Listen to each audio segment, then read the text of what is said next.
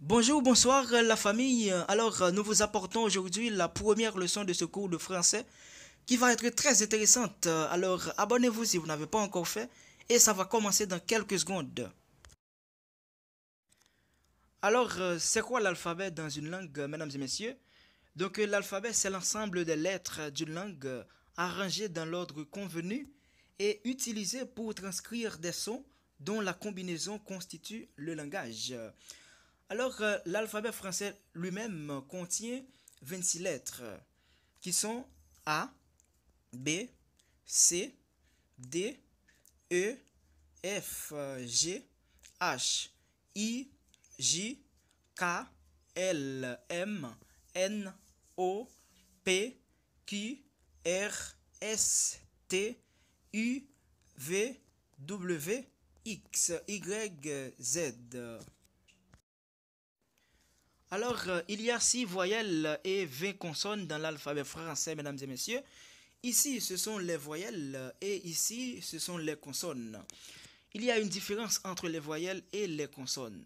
Alors, la différence, c'est que les voyelles sont caractérisées par le libre passage de l'air vers la bouche, tandis que les consonnes, elles se caractérisent par une obstruction au passage de l'air. Donc, elles s'opposent au passage de l'air vers la bouche. Donc, vous pouvez vous-même constater, vérifier cette différence, mesdames et messieurs. Alors, c'était la leçon numéro 1, mesdames et messieurs. Vous aurez sous peu la leçon numéro 2. J'espère que cette leçon vous a plu. Alors, abonnez-vous et merci pour votre temps. À la prochaine. Bonjour, bonsoir la famille. J'espère que vous allez bien. Alors, on est de retour avec une nouvelle leçon, celle du numéro 2, bien sûr. Donc, si vous avez raté la précédente, je vous conseille de la consulter parce que ça peut vous être utile. À présent, abonnez-vous et ça va commencer.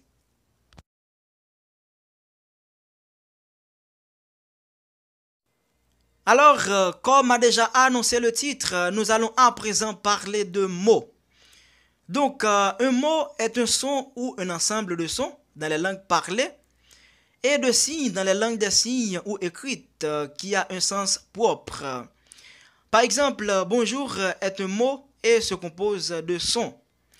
Et chacun de ces sons porte le nom de syllabe, c'est-à-dire une syllabe est un son produit par une seule émission de voix et qui se compose soit d'une voyelle seule, soit de voyelles et de consonnes, mesdames et messieurs. Donc, le mot sac a une seule syllabe qui est sac et le mot bonjour a deux syllabes. Bonjour. Donc, pour pouvoir distinguer les syllabes, nous avons utilisé ce qu'on appelle coupure de mots. Mais on ne peut pas couper les mots n'importe comment, mesdames et messieurs. Ce qui veut dire que les mots se coupent seulement entre deux syllabes. Et nous avons comme exemple le mot vendredi qui se coupe comme vendredi. Alors, c'est là qu'a pris fin, mesdames et messieurs, cette leçon du numéro 2. Et la leçon numéro 3, c'est pour bientôt. Donc, merci beaucoup, abonnez-vous et à la prochaine. Bonjour, bonsoir les amis, j'espère que vous allez bien. Alors, on est de retour aujourd'hui avec une nouvelle vidéo, une nouvelle leçon. Donc, abonnez-vous à présent si vous n'avez pas encore fait. Et dans quelques instants, on commence. Alors, nous allons parler aujourd'hui de verbes, qui est quelque chose de très important dans une langue, disons pour bien parler une langue. Donc, le verbe est le mot dans la phrase qui exprime l'état, l'action du sujet.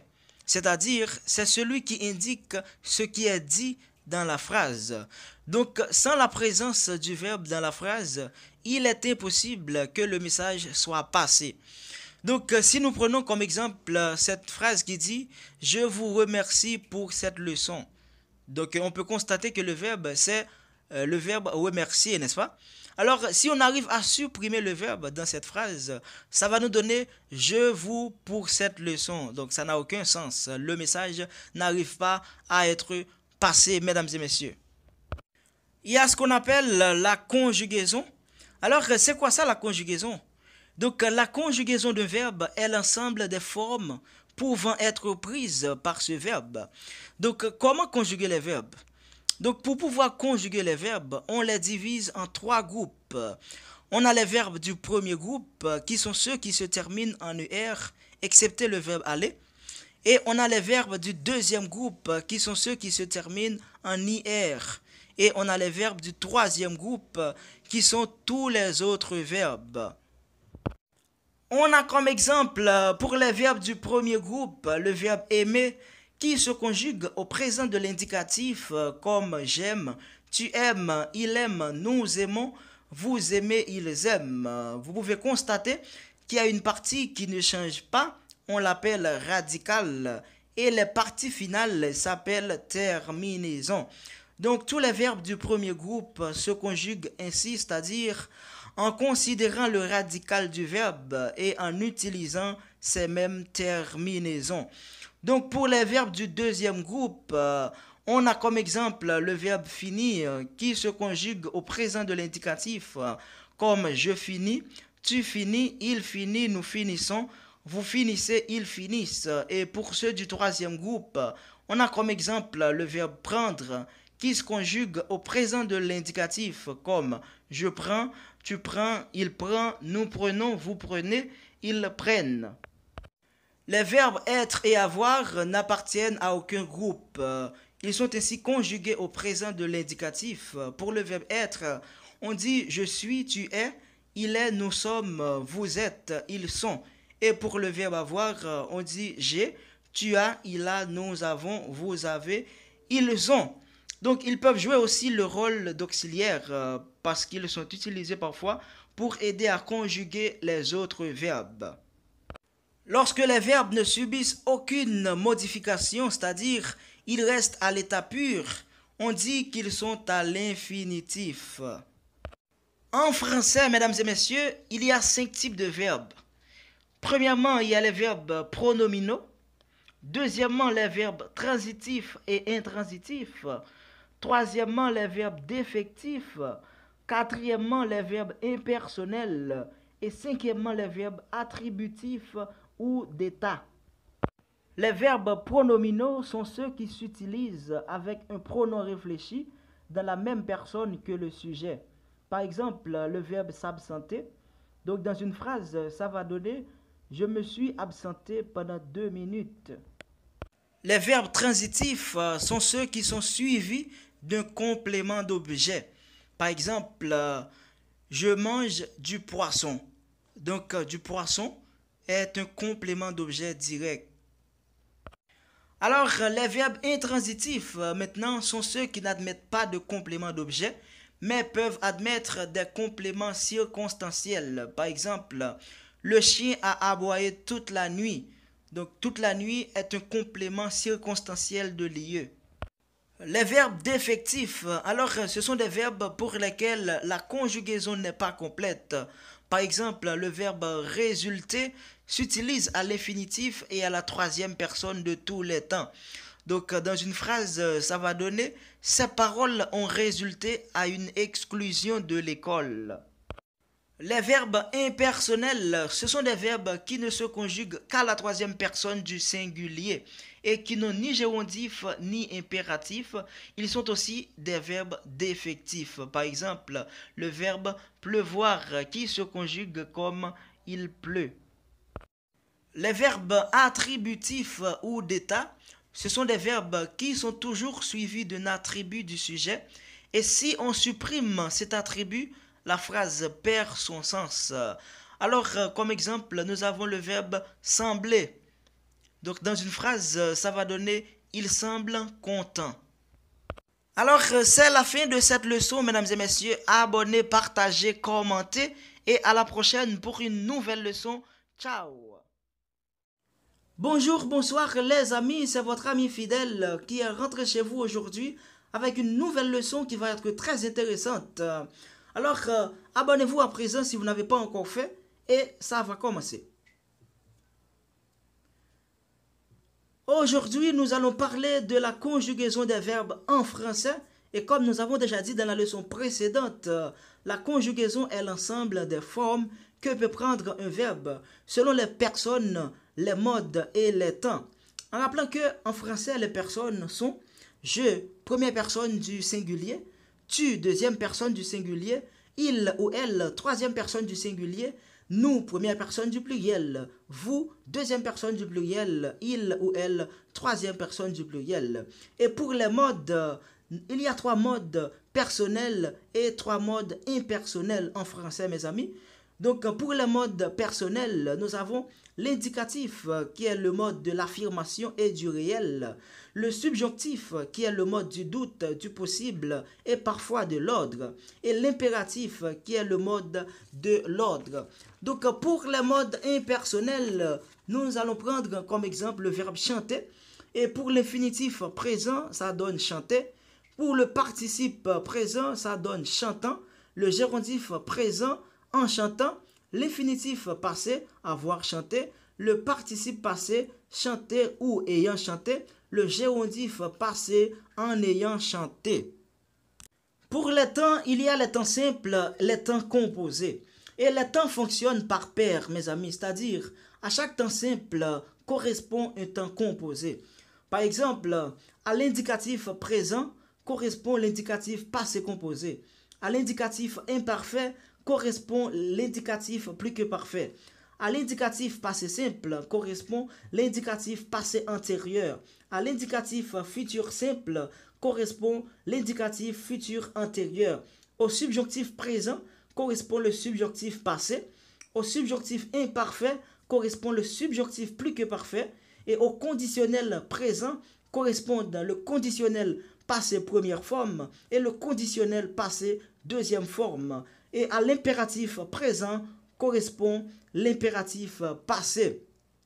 Donc, différence entre les temps simples et les temps composés. Un temps simple ne compte qu'une forme verbale simple qui concentre toutes les indications de sens, de mode, de temps et de personne. Par exemple, je pars en vacances. Alors que le temps composé est un temps qui est formé d'une forme verbale qui réunit deux éléments, un auxiliaire de conjugaison, avoir ou être, conjugué à un temps simple et un participe passé. Par exemple, je suis parti en vacances. Pour conjuguer un verbe à un temps composé, mes amis, il faut premièrement savoir avec quel auxiliaire se conjugue le verbe. Deuxièmement, connaître le participe passé du verbe que l'on veut conjuguer. Et troisièmement, savoir accorder le participe passé. Alors, chaque verbe se conjugue avec un auxiliaire déterminé qu'il faut connaître. Et on doit utiliser l'auxiliaire au temps simple correspondant. Par exemple, pour le passé composé, l'auxiliaire doit être au présent. Et pour le plus que parfait, l'auxiliaire doit être à l'imparfait. Pour le futur antérieur, l'auxiliaire doit être au futur simple. Pour le passé antérieur, l'auxiliaire doit être au passé simple. Alors, c'est la fin de cette leçon, mes amis. Abonnez-vous, commentez, partagez et à très vite pour une nouvelle leçon. Ciao. Bonjour, bonsoir les amis. On est de retour avec une nouvelle leçon. Alors, abonnez-vous à présent si vous n'avez pas encore fait. Et dans un instant, on commence. Aujourd'hui, nous allons parler des éléments clés de la phrase. Alors, la phrase se compose de sujet, de verbe et de complément. Premièrement, le sujet. Le sujet est celui qui fait l'action, c'est-à-dire le responsable, l'auteur de ce qui est dit, de ce qui est fait dans la phrase. C'est la raison pour laquelle, pour pouvoir trouver le sujet, il faut se poser la question qui fait l'action. Et celui qui fait l'action, c'est le sujet, mes amis. Alors, le sujet peut être un nom. Par exemple, Robert mange. Alors, Robert est le sujet et c'est un nom. Il peut être un pronom. Exemple, il mange. Il est le sujet et c'est un pronom. Il peut être un infinitif.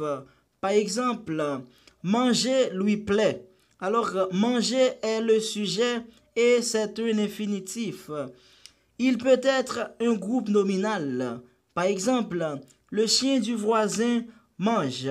Alors, le chien du voisin est le sujet et c'est un groupe nominal. il peut être une proposition. Par exemple, que tu manges est hors de question. Que tu manges est le sujet et c'est une proposition. Alors, le sujet se place généralement devant le verbe. Cependant, parfois, il est placé après pour des raisons stylistiques ou grammaticales. Et quand ça arrive, on parle d'inversion du sujet. Et le sujet est inversé dans les cas suivants. Premièrement, dans des propositions interrogatives. Par exemple, que penses-tu? Au lieu de dire que tu penses. Deuxièmement, après certains adverbes placés au début de la phrase. Par exemple, peut-être viendra-t-il demain. Au lieu de dire peut-être il viendra demain. Troisièmement, dans des propositions relatives. Par exemple, il se demandait à quoi pensait son fils. Au lieu de dire il se demandait à quoi son fils pensait. Et quatrièmement, dans une proposition commençant par un complément circonstanciel de lieu ou de temps. Par exemple, sur la route venaient de nombreuses voitures, au lieu de dire sur la route de nombreuses voitures venaient. Alors le verbe s'accorde toujours avec son sujet, peu importe l'endroit où ce dernier est placé. Par exemple, les travaux qu'exécute cet homme sont très intéressants. Premièrement, nous allons trouver le sujet et pour cela, nous allons nous poser la question qui fait l'action d'exécuter les travaux. Alors, cet homme. Donc, cet homme est le sujet et il est à la troisième personne du singulier et pour cela, le verbe aussi doit se mettre à la troisième personne du singulier.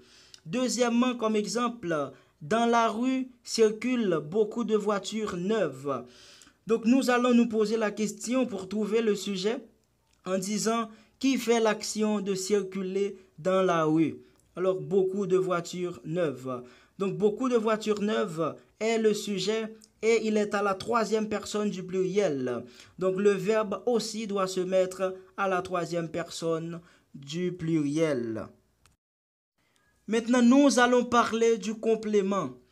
Alors, un complément est un groupe de mots ou un seul mot qui donne de l'information sur l'action ou l'état exprimé par le verbe. Il fait partie du groupe verbal et ne peut être supprimé ni déplacé. Par exemple, Robert mange du bonbon. Alors, du bonbon est le complément et ne fait que donner de l'information sur l'action exprimée par le verbe. C'est la fin de cette leçon, mes amis. Alors, abonnez-vous, partagez, commentez et à très vite pour une nouvelle leçon. Ciao! Bonjour, bonsoir les amis. Alors, on est de retour avec une nouvelle leçon qui va être très intéressante. Alors, abonnez-vous à présent si vous n'avez pas encore fait. Et dans un instant, on commence. Aujourd'hui, nous allons parler de phrases. Alors, qu'est-ce qu'une phrase? Une phrase est un assemblage de mots grammaticalement cohérents, marqué par une intonation spécifique, encadrée de pauses à travers des signes de ponctuation et qui a un sens complet. Alors, une phrase, ça commence toujours par une lettre majuscule et se termine toujours par un point. Alors, le mot toujours n'a pas de changement, mes amis. Donc, on utilise le langage dans le but d'affirmer quelque chose, c'est-à-dire de déclarer, d'asserter, ou encore de questionner, c'est-à-dire de poser une question, ou encore d'ordonner, c'est-à-dire de donner un ordre.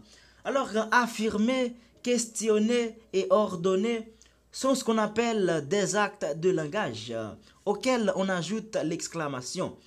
Et chaque acte de langage est associé à une structure de phrase.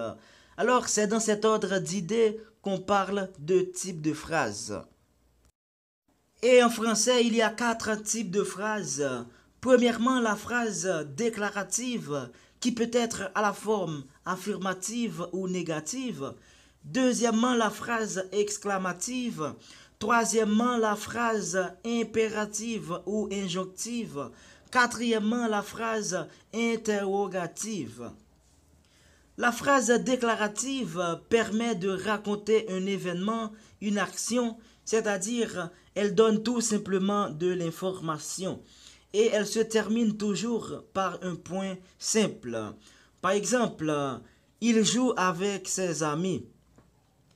La phrase exclamative permet d'exprimer un sentiment comme la joie, la colère, la tristesse, l'admiration, le dégoût. Elle commence souvent par les adverbes comme ou par les interjections telles que oh, hélas. L'intonation est très expressive et elle se termine par un point d'exclamation. Par exemple, que cette fille est jolie. La phrase impérative ou injonctive, alors elle permet de donner un ordre, un conseil. Et le verbe n'est pas nécessairement à l'impératif. Il peut être à l'impératif, au subjonctif ou à l'infinitif. Et elle se termine soit par un point simple, soit par un point d'exclamation. Par exemple, sors d'ici tout de suite. Qu'il s'en aille, ne pas fumer. La phrase interrogative permet de demander quelque chose, c'est-à-dire de poser une question. Elle se termine par un point d'interrogation. Mais on ne peut pas répondre par oui ou par non à toutes les questions, mes amis. Donc c'est dans ce sens qu'il existe deux sortes de phrases interrogatives. Alors, lorsqu'on peut répondre par oui ou par non à une question, on appelle ça interrogation totale. Par exemple, partira-t-il en vacances? On peut dire oui ou non. Mais lorsqu'on ne peut pas répondre par oui ou par non à une question, on appelle ça interrogation partielle. Par exemple, où partira-t-il en vacances? On peut dire il partira en Égypte. Nous allons vous laisser cet exercice où à chaque phrase, vous allez déterminer le type. À qui appartient cette maison? Je suis au téléphone. Merci beaucoup. Sors le chien. Ne passe surtout pas par ici. Quelle belle surprise. C'est la fin de cette leçon, mes amis. Alors abonnez-vous, partagez, commentez. Et à la prochaine pour une nouvelle leçon. Merci beaucoup. Bye bye. Bonjour, bonsoir les amis. Nous vous apportons une nouvelle leçon. Alors abonnez-vous à présent. Et dans un instant, on commence. Aujourd'hui, nous allons parler des différents types de compléments des verbes. Premièrement, le complément d'objet direct. Le complément d'objet direct complète le verbe directement, c'est-à-dire sans préposition. Et pour trouver le complément d'objet direct, on pose la question qui ou quoi après le verbe. Par exemple, elle mange une araignée. Alors pour trouver le complément d'objet direct dans cette phrase, on pose la question elle mange quoi? Alors une araignée. C'est-à-dire une araignée est le complément d'objet direct. Deuxièmement, le complément d'objet indirect. Le complément d'objet indirect complète le verbe indirectement à l'aide d'une préposition. Donc, pour trouver le complément d'objet indirect, on pose la question à qui ou de qui, à quoi ou de quoi après le verbe. Par exemple, elle pense à son repas. Alors, pour trouver le complément d'objet indirect, on pose la question elle pense à quoi? Alors, à son repas. Donc, à son repas est le complément d'objet indirect. Troisièmement, le complément d'objet second. Alors, le complément d'objet second est un type particulier de complément d'objet indirect. Parce que parfois, certains verbes se construisent avec deux compléments essentiels. Un complément d'objet direct et un complément d'objet indirect. Alors, le complément d'objet indirect est appelé complément d'objet second. Par exemple, elle lit une lettre à sa mère. Une lettre est le complément d'objet direct. À sa mère est le complément d'objet second. Mais parfois, le verbe est constitué par deux compléments d'objet indirect. l'un introduit par la préposition de et l'autre par la préposition à. Et celui qui est introduit par la préposition à est le complément d'objet second. Par exemple, elle parle de sa vie à sa sœur. Donc, de sa vie est le complément d'objet indirect et à sa sœur est le complément d'objet second. Le complément d'objet second n'est pas toujours en seconde position. Donc, par exemple, elle parle à sa sœur de sa vie. Donc, à sa sœur est le complément d'objet second parce qu'il est introduit par la préposition à et de sa vie est le complément d'objet indirect. Le complément d'objet peut être premièrement un nom ou un groupe nominal. Exemple, elle mange une araignée. Deuxièmement, il peut être un pronom. Exemple, elle la mange. Donc le complément ici, c'est le pronom la. Troisièmement, il peut être un verbe ou un groupe verbal à l'infinitif.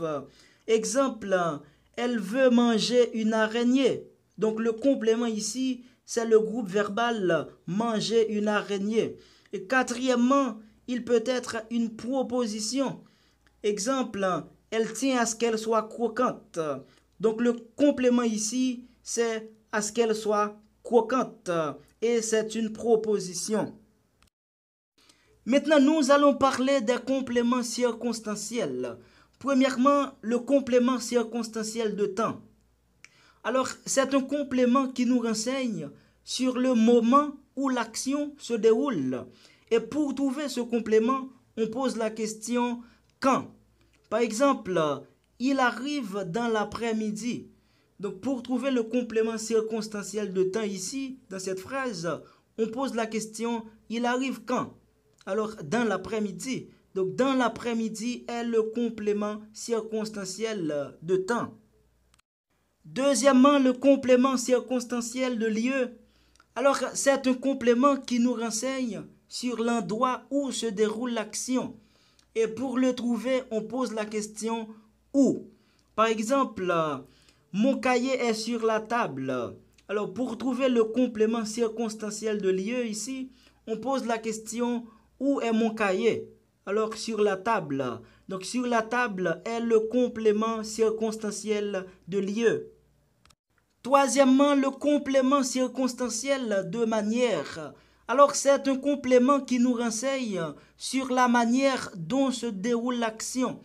Et pour le trouver, on pose la question comment. Exemple, il travaille en chantant.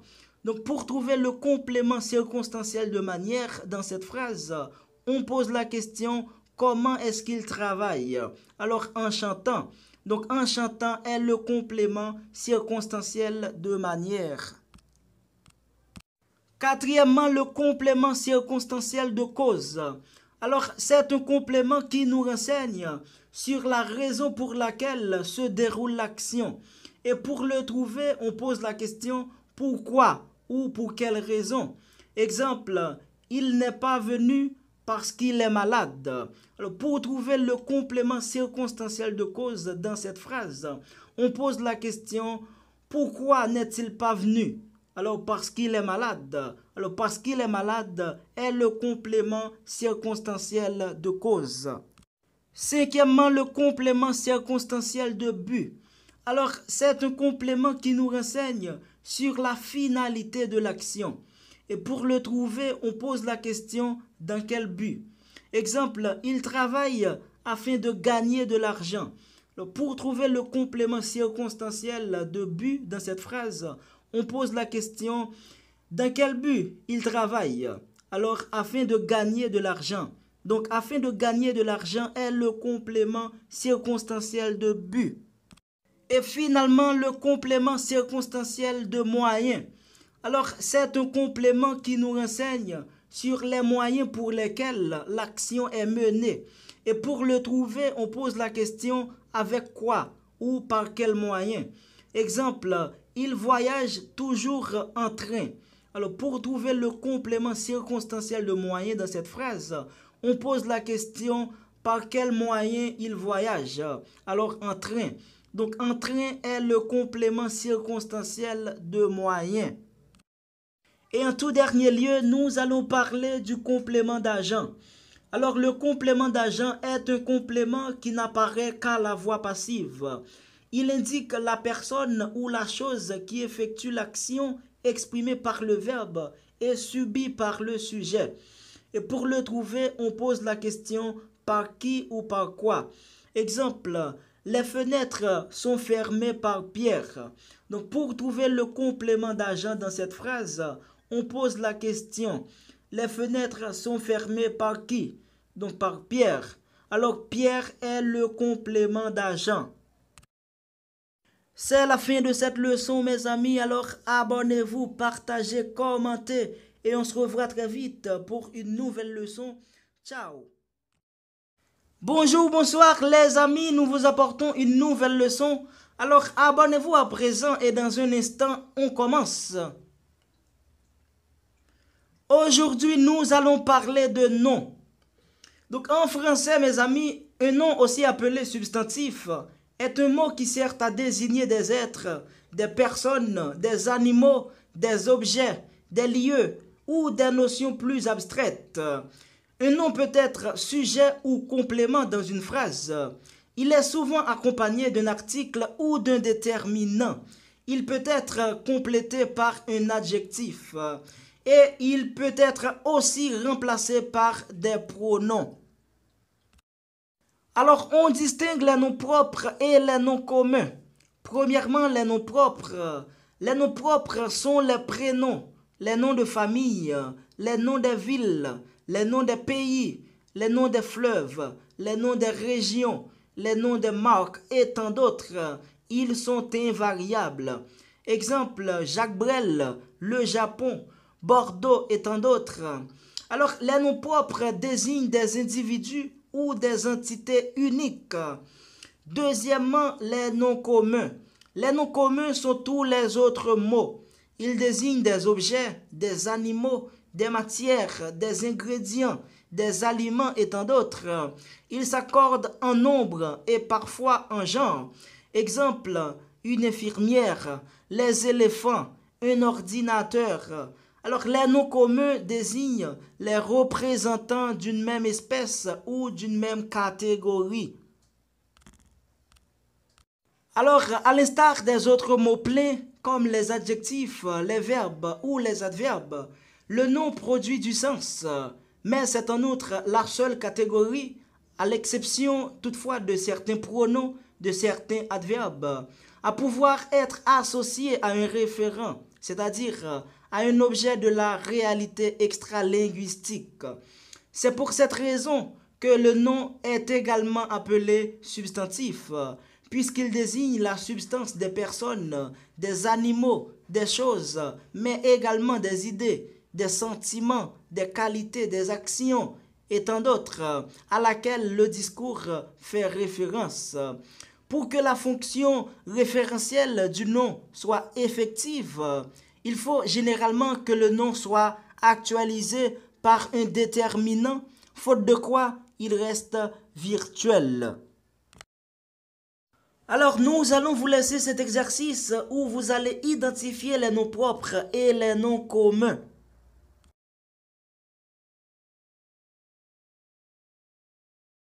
Et c'est la fin de cette leçon mes amis, alors abonnez-vous, partagez, commentez et à la prochaine pour une nouvelle leçon encore plus intéressante. Ciao. Bonjour, bonsoir les amis, on est de retour avec une nouvelle leçon. Alors abonnez-vous à présent et dans un instant on commence. Aujourd'hui nous allons parler du genre des noms en français. Alors à la différence d'autres langues, le français n'a que deux genres, le masculin et le féminin. Bien souvent, on peut reconnaître le genre de nom à sa terminaison, mais pour connaître le genre des noms, le mieux est de toujours les apprendre avec leur article. Exemple, le lit, le sac sont des noms masculins. La femme, la serviette sont des noms féminins. Alors, le masculin s'applique généralement aux noms d'hommes et aux animaux mâles. Exemple, chien, chat, père. Et le féminin s'applique généralement au nom des femmes et aux animaux femelles. Exemple, chatte, chienne, mère. Alors, de manière générale, on forme le féminin en ajoutant la lettre E à la fin du mot masculin. Exemple, un ami pour le masculin et une amie pour le féminin. Mais si le nom se termine déjà par la lettre E, on ne lui change pas l'orthographe et on reconnaît que ce nom est mis au féminin par son article placé devant lui. Exemple, pour le mot élève, nous avons pour le masculin un élève et pour le féminin une élève. Un nom masculin porte les articles suivants au singulier. Un, le et l'apostrophe, ce, c'est, ton, mon et son. Et au féminin, ces articles deviennent une, la et l'apostrophe, cette, ta, ma et sa. Exemple, un marchand pour le masculin et une marchande pour le féminin.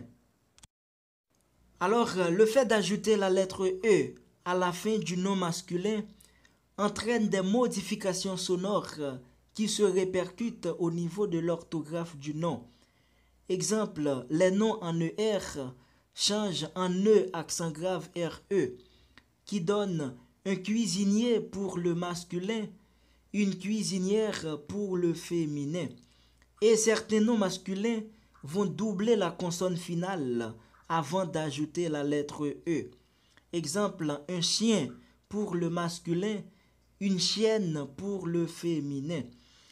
Les noms en heure ont leur féminin en euse. Exemple, le coiffeur pour le masculin, la coiffeuse pour le féminin. Et certains noms qui se terminent par la lettre E ont parfois leur féminin en S. Exemple, un prince pour le masculin, une princesse pour le féminin. Et de plus en plus, on peut féminiser les professions, mes amis. Exemple, un professeur pour le masculin, une professeure pour le féminin. Alors, certains noms ont un féminin complètement irrégulier et la fin est complètement changée. Exemple, un loup pour le masculin, une louve pour le féminin, un veuf pour le masculin, une veuve pour le féminin, un vieux pour le masculin, une vieille pour le féminin, un jumeau pour le masculin, une jumelle pour le féminin, un fou pour le masculin, une folle pour le féminin. Et on peut également avoir un nom féminin complètement différent de celui du masculin. Exemple, un oncle pour le masculin, une tante pour le féminin, un taureau pour le masculin, une vache pour le féminin, un coq pour le masculin, une poule pour le féminin. Et aussi, on a des noms qui n'ont pas de féminin. Exemple, un témoin, un bourreau, un bandit, un assassin. Alors, comme on l'a déjà vu, les noms féminins se terminent généralement par la lettre E. Et si on a déjà un son E avec un accent aigu, on ajoute tout simplement la lettre E pour les noms féminins. Exemple, une tournée, la durée, sauf l'acné, la clé, la psyché. Et les mots terminés par T, tiers, heure ne prennent pas la lettre E à la fin. Exemple, la liberté, l'actualité, la simplicité, la moitié, l'ardeur, l'odeur, sauf la dictée, la jetée, la montée, la pâtée, la portée, la demeure, l'heure. Et il y a des mots masculins qui s'écrivent avec un nœud muet. Exemple, l'apogée, le lycée, le pygmée, le scarabée. Alors, en résumé, nous avons, premièrement, dans le cas général, on ajoute la lettre E pour indiquer la marque du féminin. Deuxièmement, on fait bien attention aux changements orthographiques. Troisièmement, les mots féminins en T, en tiers et en heure ne prennent pas la lettre E à la fin. Quatrièmement, de plus en plus, on peut féminiser les professions. C'est la fin de cette leçon, mes amis. Alors, abonnez-vous, partagez, commentez et à la prochaine pour une nouvelle leçon encore plus intéressante. Ciao! Bonjour, bonsoir les amis, on est de retour avec une nouvelle leçon. Alors abonnez-vous à présent si vous n'avez pas encore fait. Et dans un instant, on commence. Aujourd'hui, nous allons parler du nombre des noms en français. Alors, préciser le nombre du nom, c'est indiquer si le nom est au singulier ou au pluriel. Et si je parle d'un seul animal, d'un seul objet ou d'une seule personne, le nombre du nom est singulier et j'utilise les déterminants suivants. Le, la, un, une, ce, cette, c'est, ma, mon. Exemple, le loup, une voiture, cette maison. Alors attention, le singulier peut être utilisé pour désigner un groupe d'individus ou d'objets ou d'animaux. Exemple, une association, un collectif, un troupeau. Alors si je parle de plusieurs animaux, de plusieurs objets ou de plusieurs personnes, le nombre du nom est pluriel et j'utilise les déterminants suivants. Les, des, c'est, mais. Et comme exemple, nous avons les loups, des voitures et ces maisons. Et en général, les noms forment leur pluriel en ajoutant un S au singulier. Exemple, le livre pour le singulier et les livres pour le pluriel.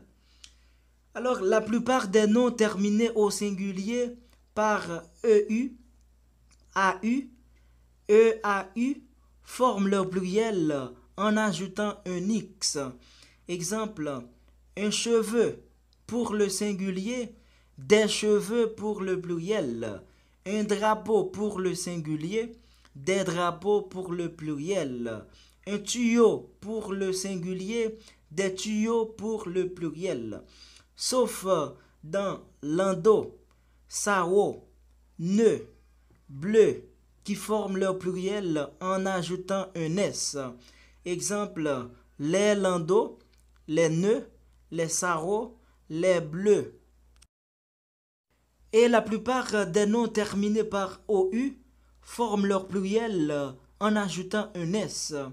Exemple, un sou pour le singulier et des sous pour le pluriel, sauf les mots comme bijoux, caillou, chou, genou, hibou, joujou, pou, qui prennent un X au pluriel. Exemple, un bijou pour le singulier, des bijoux pour le pluriel. Et les noms déjà terminés par S, X ou Z ne changent pas de forme au pluriel. Exemple, le bois pour le singulier reste les bois pour le pluriel. Le prix pour le singulier, les prix pour le pluriel. Le gaz pour le singulier, les gaz pour le pluriel.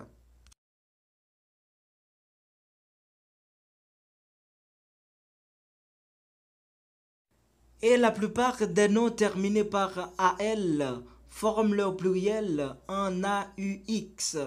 Exemple, un animal pour le singulier et des animaux pour le pluriel.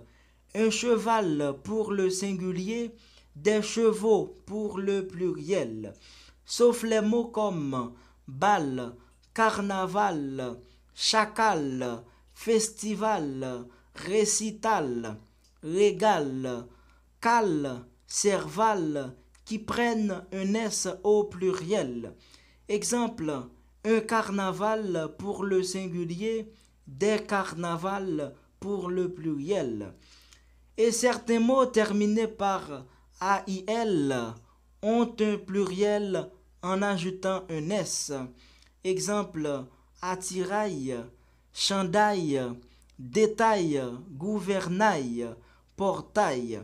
Exemple, un portail pour le singulier, des portails pour le pluriel. Un détail pour le singulier, des détails pour le pluriel. Sauf les mots comme émail, travail, vitrail, corail. Exemple, un corail pour le singulier, des coraux pour le pluriel, un émail pour le singulier, des émaux pour le pluriel. Alors attention, dans quelques cas au pluriel, on ne prononce pas les consonnes finales.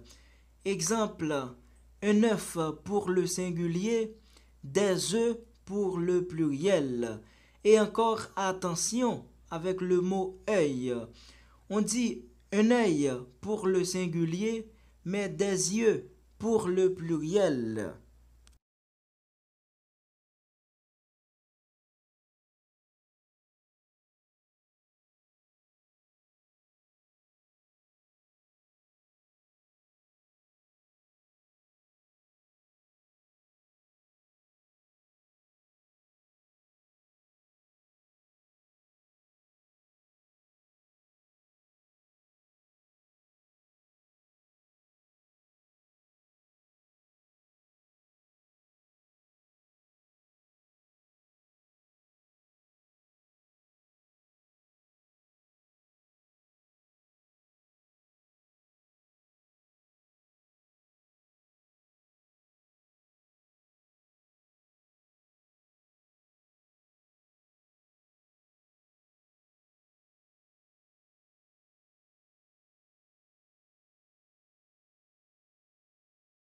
C'est la fin de cette leçon, mes amis. Alors, abonnez-vous, partagez, commentez et à très vite pour une nouvelle leçon. Ciao.